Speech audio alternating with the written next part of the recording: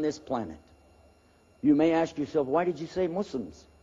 Because, my brothers and sisters in Islam, it's too often that I hear Muslims apologizing for Islam. Allah will never accept that. And the Muslim brothers and sisters who have died on the haqqa la ilaha illallah, on the truth of Islam for 1400 years, would not be very proud of you today to hear you apologize for something that has nothing wrong in it. Until we stand up for what real truth is and show people the beauty, the sweetness of the deen of Islam, the power that Allah gives to the true believers, until we do this, we're not living up to it. The people can't see it. But before I end this little talk, I want to be sure that I balance the scale. I want to talk about the position of a non-Muslim. A person who is not Muslim, looking at what's being presented in the media today, has a right to be afraid. Because a non-Muslim doesn't really have the taqwa for Allah. And when you don't have taqwa for Allah, you're going to have taqwa for everything else that Allah created. Meaning, if you don't fear Allah, you'll fear what He created. So they're very much afraid. And they're responding to that fear. And until they can understand real Islam, they'll continue to do what they're doing.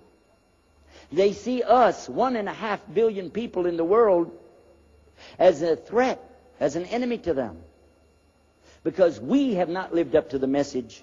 We have not presented Islam to them correctly. And therefore they fear what they don't know, what they don't understand. And that's logical. People always fear what they don't understand. Who is going to carry this message to these people? Huh? Are we going to go to Madison Avenue? Are we going to go to Hollywood, California, and ask these great promoters of media to put together a package for us and put it on their news? I don't think so. In fact, I know so.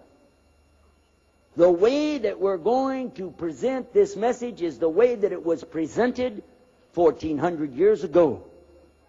By living the example of Muhammad sallallahu alaihi wasallam, by sacrificing our lives and our work and our money, not to kill people,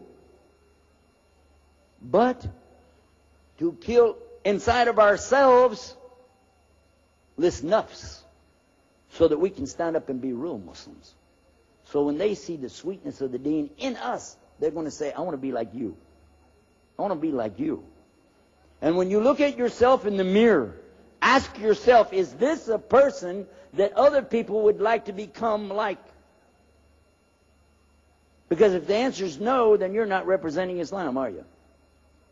But if you can look in the mirror and say, this is somebody representing Islam, then get out there and let them see it in us. I'm not blaming them for doing what they are naturally going to do, but I'm blaming you and myself and every Muslim on this earth who has not presented this message correctly.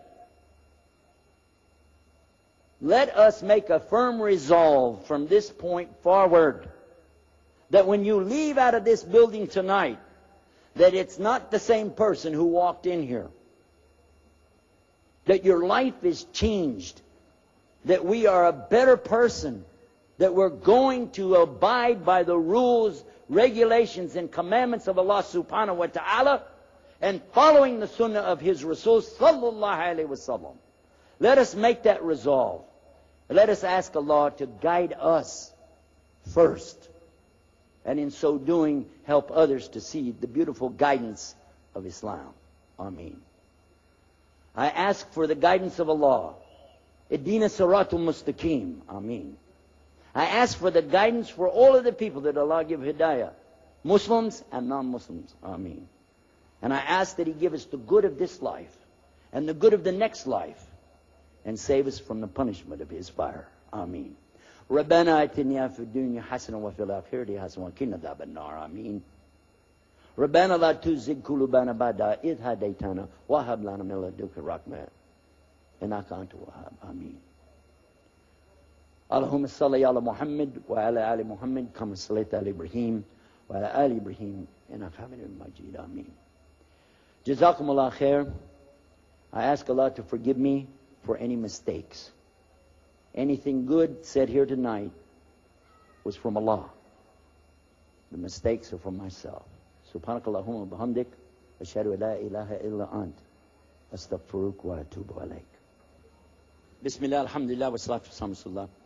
Before I walk off the stage, there is something that I wanted to say, if you let me have this couple minutes. It's not really rehearsed or planned or anything, just I want to say thank you to Allah subhanahu wa ta'ala for letting me come here. I've never been to India before, and I want to thank Allah for letting me meet all my beautiful brothers and sisters in Islam. And I can't tell you, it's more than just joy. It's been a real deep pleasure in my heart to have this chance and experience to be with all of you. And I especially thank my brothers and sisters here at this, well, you call it the Vision of Islam, peace, right? Peace conference. I love this. I just love this idea, the concept so much. Thank you for inviting me to come. And I pray to Allah, please Allah, let this type of activity continue. Let this type of message get out to all the people. I've already seen some people entering into Islam here from this. And this is a great joy for all of us. I'm very, very happy to see this. But more than that, I'm seeing how many people get the understanding of the real Islam. It's their choice if they want it or not, but at least they know what real Islam is. And through this effort, there's 360 panels displayed over there. I don't know if you've been through those or not. We have nothing like this in the United States. I was so blown away, as the kids say. It's great. I love it. It was so wonderful. And it's wonderful to be with all of you. I hope and I pray that Allah will make a way for me to be able to come back to you again in May when they have the next program. So please, I'd like to give you again the salams from the brothers there. And if you would like me to send the salams to them, just return it. Salaam alaikum.